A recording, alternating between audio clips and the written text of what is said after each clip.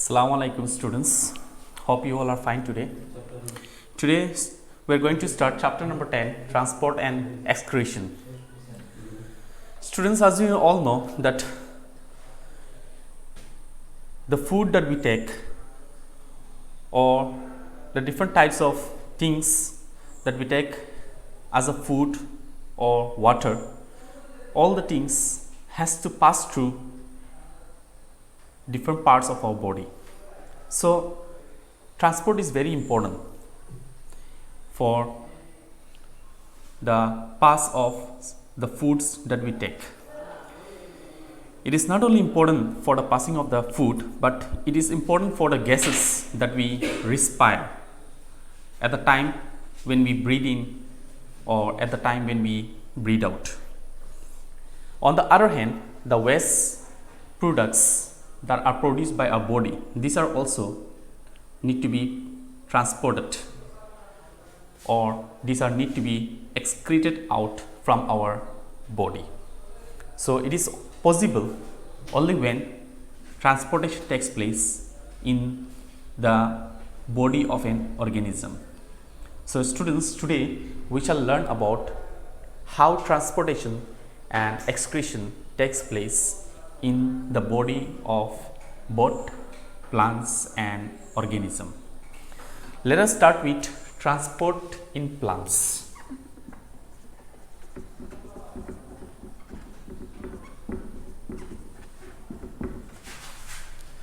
You know, plants, they take in water and minerals from the soil with the help of their roots. The roots absorb water and minerals from the soil, and they have got a special sort of pipelines or a system of pipelines which helps the water to move upwards to the other part of the plant with the help of the steam. And the system of pipes which helps the water to move upwards to the other parts of the plant, it is called xylem. It helps in transporting water and minerals absorbed by the roots to the other parts of the plant. The second one, that is phloem. It is also a system of pipelines which helps in transporting food to all the parts of the plant. We know the leaves of the plant, they make the food for the plant, and after the food is made or manufactured in the leaves, it has to be transported to all the other parts of the plant. So this phloem is a system of pipeline which helps to transport the food to all the other parts of the plant. So in case of the plants, we can see this xylem and phloem, these are a sort of pipelines which helps in the transportation of materials out throughout the body. We know that the roots of the plant, they are able to absorb the water from the soil. So how the roots helps in absorbing water from the soil? They don't have any opening. The roots don't have any kind of opening. But we know the roots have got small root hairs. So these root hairs, they help in absorbing the water from the soil. It is only because of a process known as osmosis. We know that whenever the concentration, the solution that is in high concentration in a place, it happens to flow to a concentration where the solution is low. So osmosis is a process in which passage of solvent takes place from a weaker to stronger solution through a semi-permeable membrane. So these roots, they help to absorb the water with the help of the process called osmosis, in which the soil has the higher concentration of solution, and the solution, it passes from the higher concentration to the lower concentration. The next transportation that takes place is through transpiration. In case of plants, transpiration is a process which helps to exchange gases with the atmosphere, or we can simply say plants are able to respire with the atmosphere, or they can exchange the gases. Transpiration are of two different types, external and internal. When external transpiration takes place, exchange of gases takes place with the tiny pores present in the leaves called as stomata. So during transpiration, two different types of forces act on the plant body. At first, we see the solution of minerals and water that moves up from the roots to the leaves is called the sap. So this solution of water that moves up from the roots to the leaves, which is called the sap, it is able to move up towards the stem of the plant with a certain kind of push. And later on, what happens is that due to transpiration, a pool is again created to let the waste produce move out of the plant body. So in this way, transpiration takes place in case of the plants with the help of the stomata that we have in their leaves. Our next topic is transport of food. We have already discussed about transport of food that takes place in case of the plants. Plants, they are able to transport food through a system of pipeline known as phloem. It helps in transporting food to other parts of the plant. This phloem also carries food to other storage organs of the plants where extra food is stored. So students, these are the different ways by which food is transported or excreted. Food is transported to different parts of the plant, and the waste that is produced is excreted out. Now we shall discuss about the circulatory system.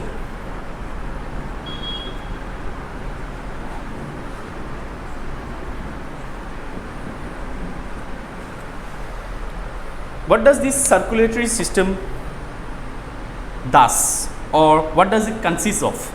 We know in higher animals, the food that is taken by it gets digested. So the digested food, gases and waste materials, these are carried around the body by the blood.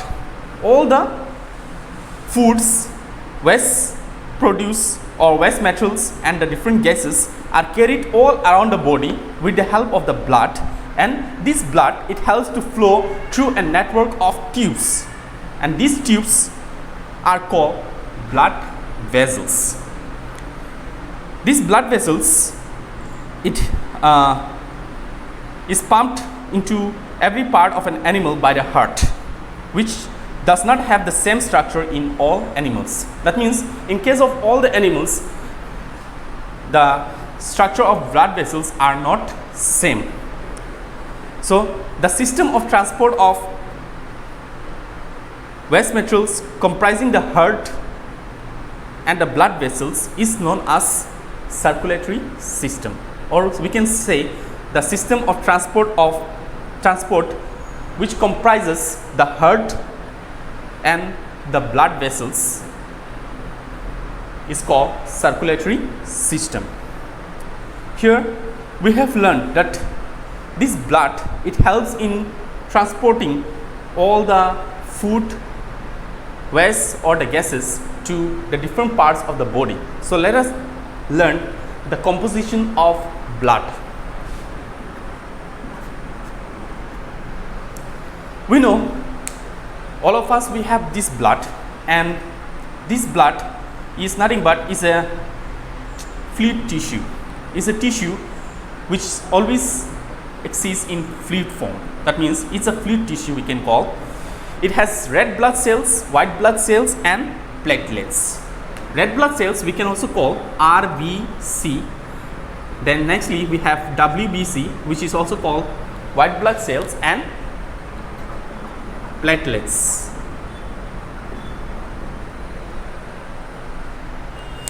Floating in a liquid called plasma. Floating in a liquid called plasma. So this blood, which has a composition of RBC, WBC and platelets, these all three are always found floating in a liquid known as plasma. So this is the composition of blood. If you talk about an adult human whose weight is 70 kg, can you imagine how much blood he may have in his body? If his weight is 70 kg, then he may have a quantity of blood as 5.5 liters. Nextly, we shall discuss about this plasma. As we have learned that this WBC, RBC and platelets are found floating in a liquid called plasma. So what is this plasma? This plasma is a straw colored liquid. It is a straw colored liquid containing about 90% water. It contains 90% water. At times, if you take a blood in a test tube and let the test tube stand for a while, then what happens is that the plasma, it gets separated, and a dark red mass of cell, it gets sinked at the bottom of the test tube. So this plasma is a solution of minerals, waste products, digested food, enzymes, gases, blood proteins and many other substances. So you can understand that this plasma is composed of many different materials as minerals, digested food products or waste products, enzymes, blood and many other substances. Now let us discuss about this RBC. In short, these red blood cells are known as RBC. This RBC has got a disc-shaped structure, or we can say it looks like a roundish, it has a roundish structure. At times when we bleed from our body, we are able to see this blood coming out from our body. So when we observe the color of it, it always appears red in color. It always appears red in color. So what is the reason that our red blood cells are red in color, or our blood is red in color? It is only because of a pigment called hemoglobin.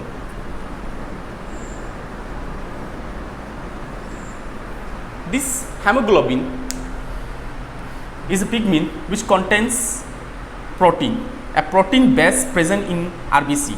This is a protein based pigment. It combines with oxygen and helps to transport it from the lungs to the cells. That means it helps in trapping oxygen from the lungs and carries it to all the cells of the body.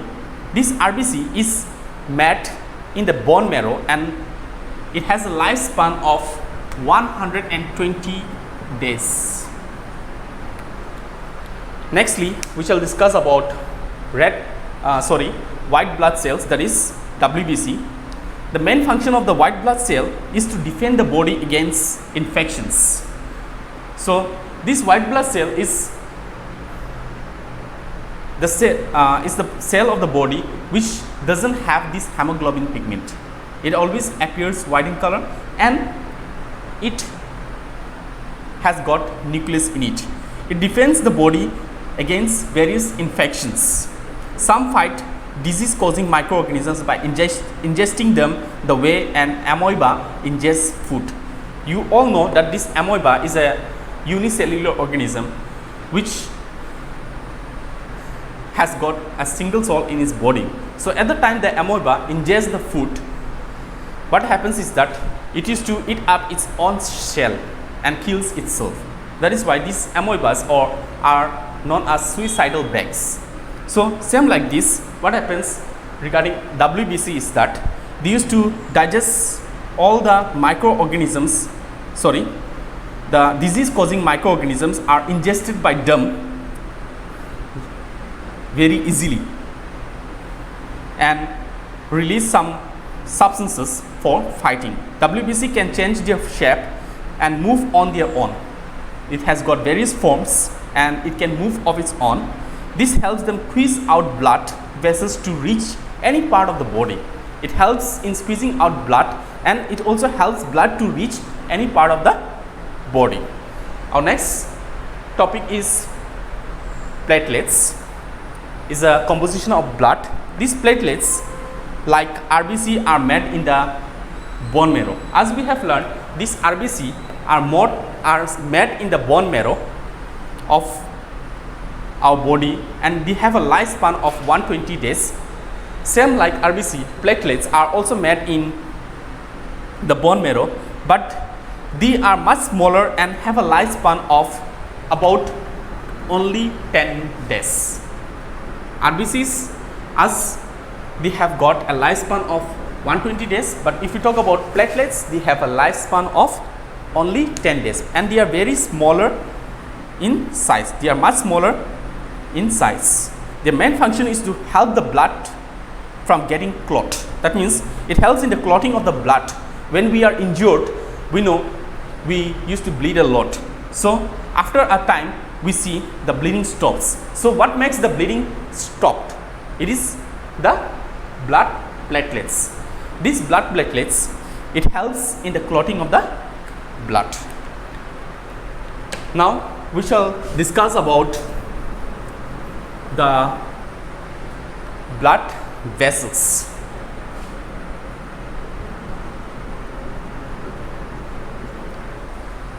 We know that the circulatory system, it consists of the heart and the blood vessels. That means our blood, it gets transported from the heart to the blood vessels and to all the different parts of the body. So these blood vessels are of three different types. If we write on the board, these are arteries, veins and capillaries.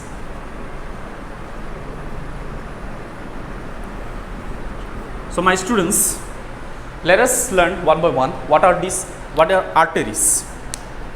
Arteries are a type of blood vessel which helps in carrying blood from the heart to various parts of the body. And these arteries, as you have learned, that it helps in carrying blood from the heart to various parts of the body. It always carries oxygenated blood. That means the blood contains oxygen.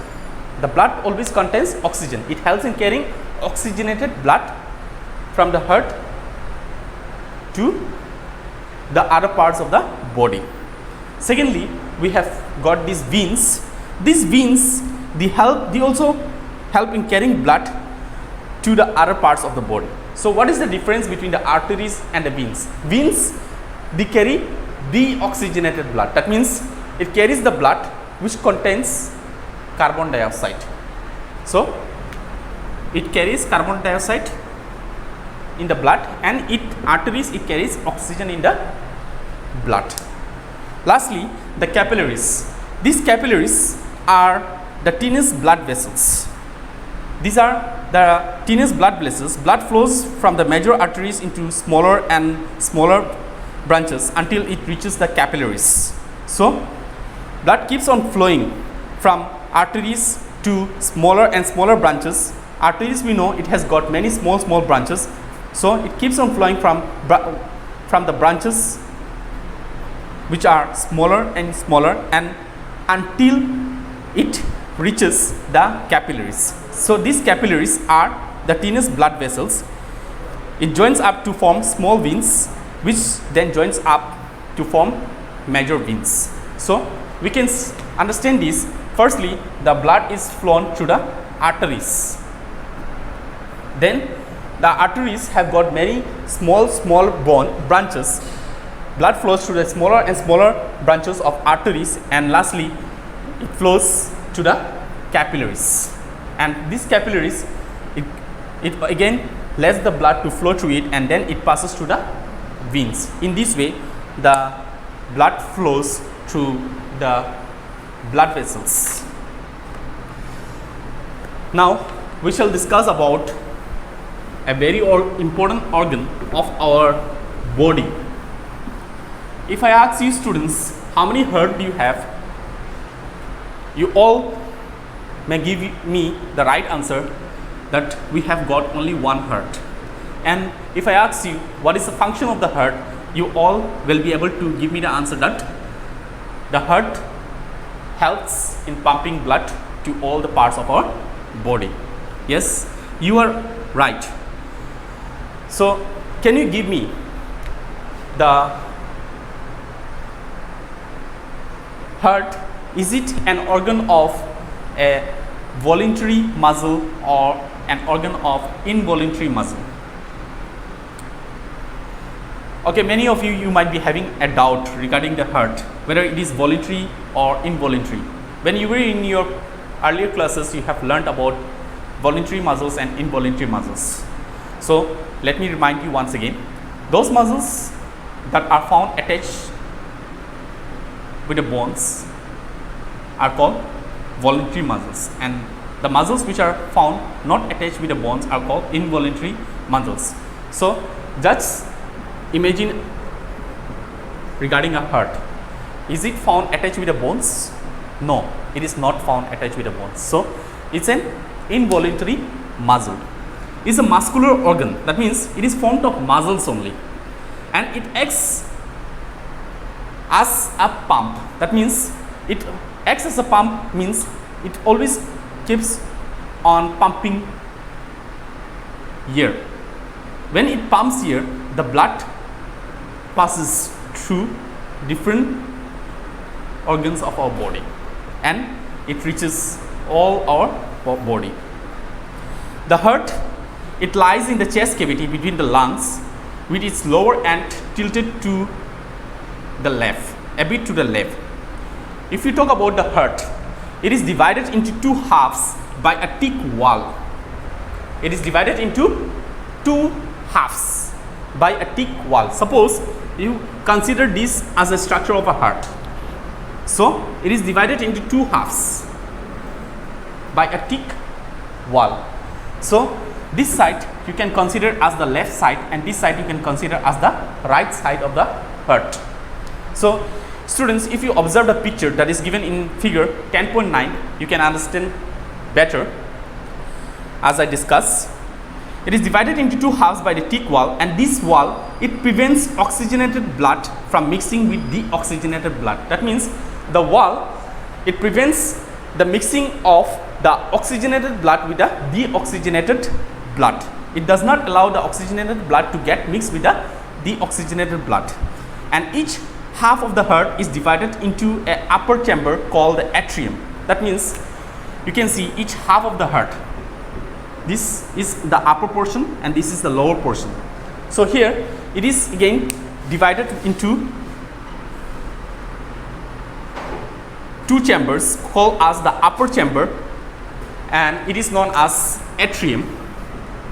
The upper chamber is known as the atrium, and the lower chamber is called the ventricle.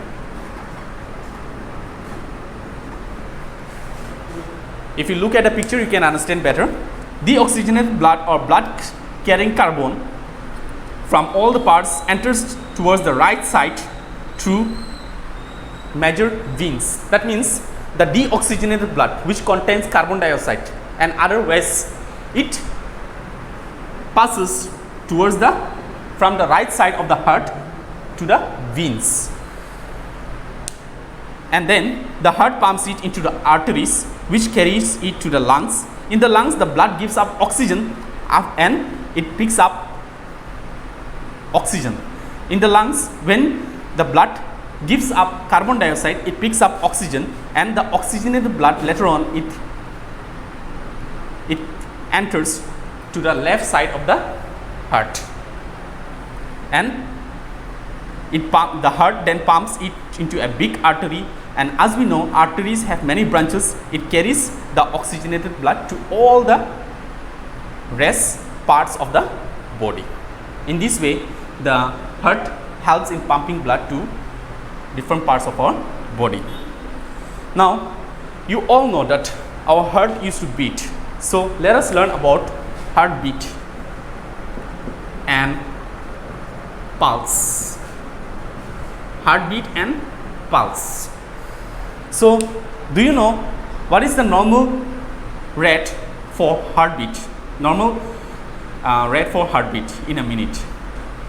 In a minute, our heart beats 72 times in a minute. At the time when the doctors they need to listen the sound of our heartbeat, what they used to do is that they used to place an instrument known as stethoscope.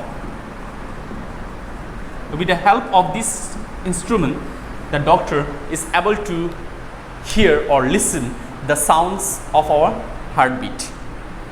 Every time the doctor uses it to listen the sounds of the heartbeat, whether our heartbeat is having the beating or pumping in a normal way or not. The heart squeezes or contracts to pump blood into the arteries, then it relaxes to let the blood flow into it from the veins. So the contraction and the relaxation at the time when the blood is pumped to the arteries and when it is flown to the veins, the contraction and relaxation leads to heartbeat. We know that sometimes our doctors they even used to check the pulse that we have in our body. So why do we check this pulse? To know the beating of the heart only. How do they check the pulse? By placing their fingers at our wrists, throat and temples. They feel, and by this they are able to check the pulse rate. Next topic that we are going to discuss is the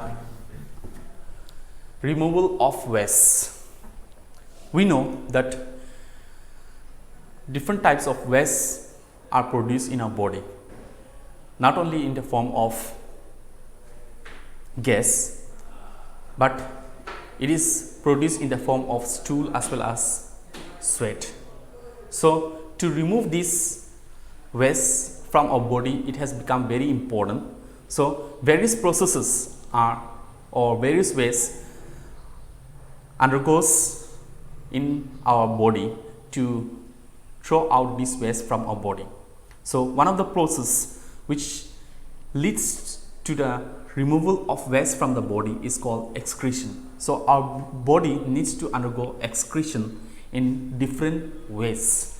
The first way that our body undergoes excretion is by sweating.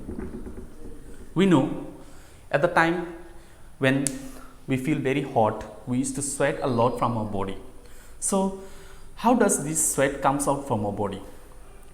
Is it so that someone is inside our body and it is throwing out the water from our body every time? What do you think? No, it is not like this. At the time when our body becomes very hot, the mechanism of our body, it has to make our body at a normal temperature. So to maintain our body at a normal temperature, the mechanism of our body lets the hot or the heat to come out from our body in the form of sweat. This sweat, if you taste, you may get a very sour taste. It contains salt, urea and other waste products. Sweating, it helps to cool our body. At the time when we get sweated, and as the sweat evaporates, we are able to feel cool, we are able to feel comfort. That means our body temperature gets cools down. Why? Because the evaporation of the sweat takes the heat from our body. At the time when the evaporation of sweat takes place, the heat that we have in our body has been taken away during evaporation, and so we feel cool. Sweat is secreted by sweat glands. A sweat gland is a coiled tube which opens on the surface of the skin. If you look at the picture 10.12, you can see the sweat which is evaporated by our body. It is evaporated by a sweat gland. This sweat gland is a coiled tube like structure which opens at the surface of the skin. It always opens at the surface of the skin. Wastes from the surrounding capillaries and tissues, it passes into these sweat glands and are expelled out at the time when one sweats it. In this way, sweating helps to remove certain wastes from our body and helps to maintain the body temperature by feeling us cool. Our next way for removing waste is the urinary system.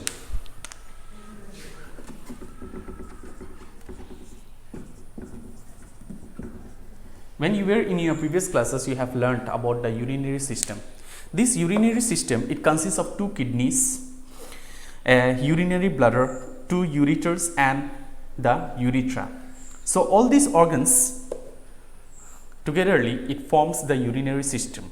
It doesn't mean that if one of such organ has got missed or it has got failed, it is not able to function, then the system of removing of urine will take place in a comfortable way. No, not like this. You might have heard many people, they have lost their kidneys or they don't have kidneys at all. That means their kidneys has gone failed. So if their kidneys have got failed, that means they used to face a lot of problems. They are not able to undergo the process of excretion properly. So they suffer from various illness in different ways.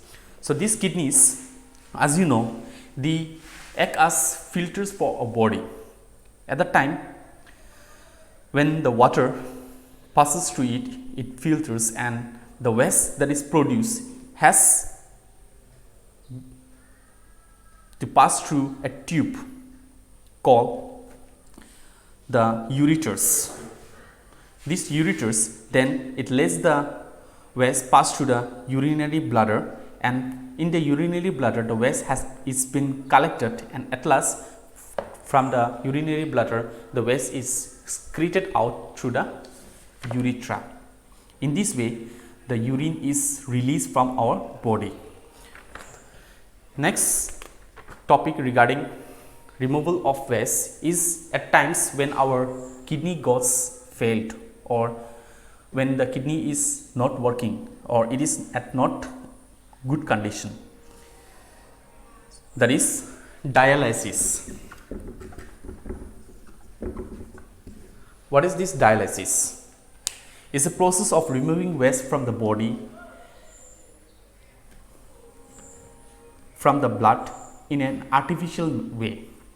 So if the waste need to be removed from our body in an artificial way, then how the waste is removed? By the process called dialysis. In this process, the patient's blood is taken out of an artery and allowed to pass through the tube whose wall is semi-permeable. That means the patient's blood has been taken out from the artery and is allowed to pass through a tube whose wall is semi-permeable. And as the wall of the tube is semi-permeable, this tube, what happens is that it filters the blood like a sieve and allows the smaller waste particles to pass out of the solution. In this way, the process called dialysis is carried out to remove waste from the body at times when one has kidney failures. With this, I end up this chapter. If you have any doubts or clarifications, you can put it on the comments. I shall help you. Thank you, students.